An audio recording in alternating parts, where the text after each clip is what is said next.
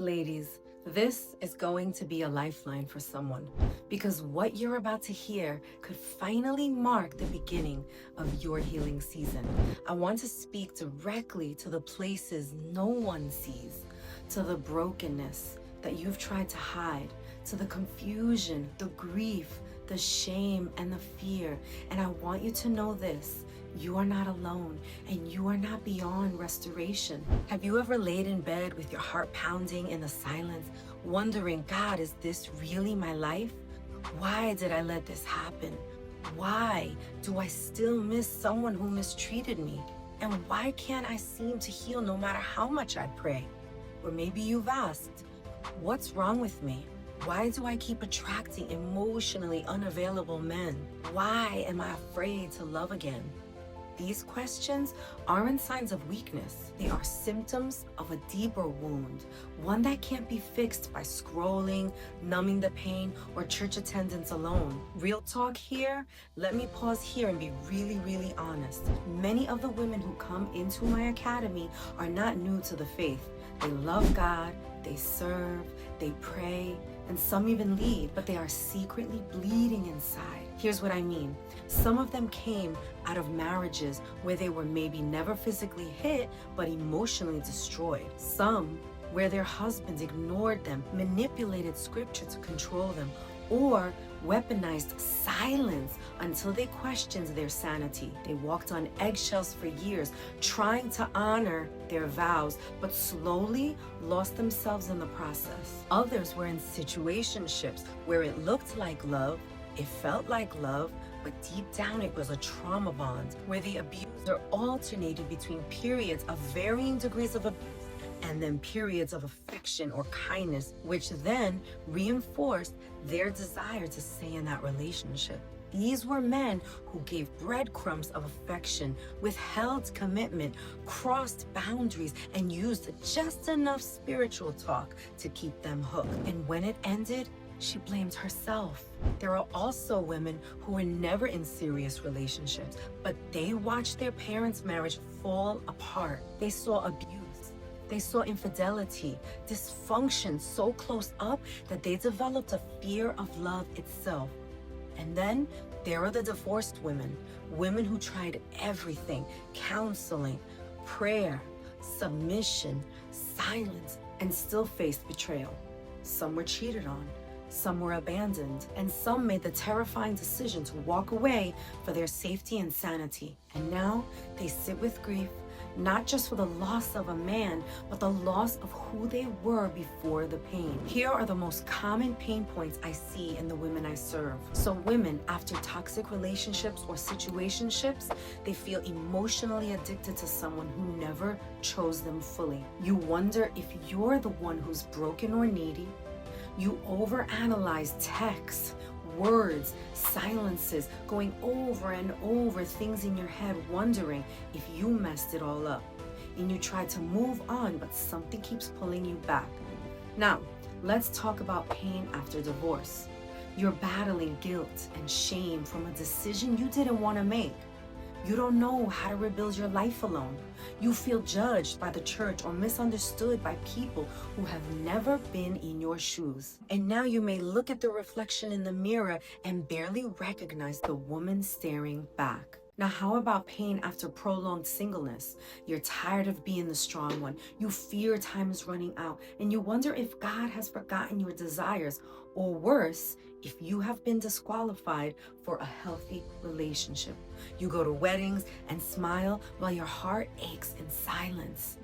After years of spiritual confusion, you don't trust yourself to make decisions anymore. You've begged God for clarity, but stuck in the same cycles. You hear sermons, but still struggle with emotional torment. You know truth in your head, but don't feel free in your heart. Now let's talk about the shift.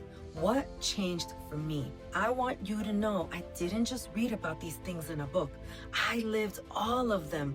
Broken relationships, singleness, divorce. Shoot, I am the book of what not to do in relationships, so learn from my life screw-ups to spare walking into the landmines of life. I've been in relationships that drained my soul. I've stayed when I should have run. I've mistaken attachment for love and silence for safety.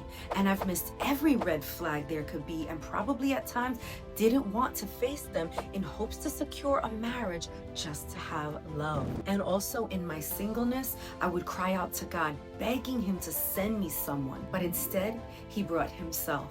He met me in the secret place, and he didn't just fix my heartbreak, he began healing my soul. So if you're watching this and thinking that sounds like me, then I want to invite you into a conversation. No pressure, just a safe space to ask. What would life look like if you were truly healed? What would change if you stopped needing a man to feel valuable? And what if you found peace in your body and mind again? And what if you finally broke the cycles? I created a program to walk women through this kind of transformation, and it's called Rise from the Ashes Academy. Here's what it is and why it works. This isn't just information, it's transformation we're gonna go through. And here's what makes it different.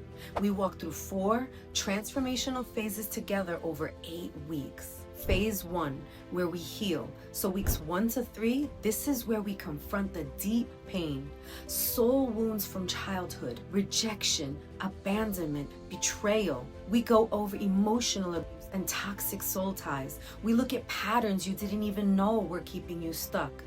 We walk through inner healing, forgiveness, and deliverance in a way that's deeply biblical and completely led by the Spirit. You'll stop hiding your pain and start releasing it in a safe, God-centered space. Now, phase 2. Here, we restore what trauma tried to erase. We look at identity in Christ, boundary setting rooted in God's word, renewing your mind to reject false narratives. You'll stop saying, I'm too much or I'm not enough, and you'll start walking in your rightful identity as a daughter of the King. Now, phase 3, where we get empowered. So from week 6 to 7, this is where the roots go deep. You'll develop spiritual maturity, learn how to discern God's voice from your emotions, walk in confidence without codependence, and reclaim your God-given authority. Now lastly, phase 4, where we thrive. So in week 8, this is where it all comes together. You'll learn how to walk in purpose, develop daily habits that nourish your spirit, and you'll find joy again. But not in a man, not in performance, but in Jesus. Here's what you'll get. This journey is fully supported. You'll get 8 weekly one-on-one Zoom sessions with me, 8 weekly pre-recorded teachings that you can revisit and replay anytime.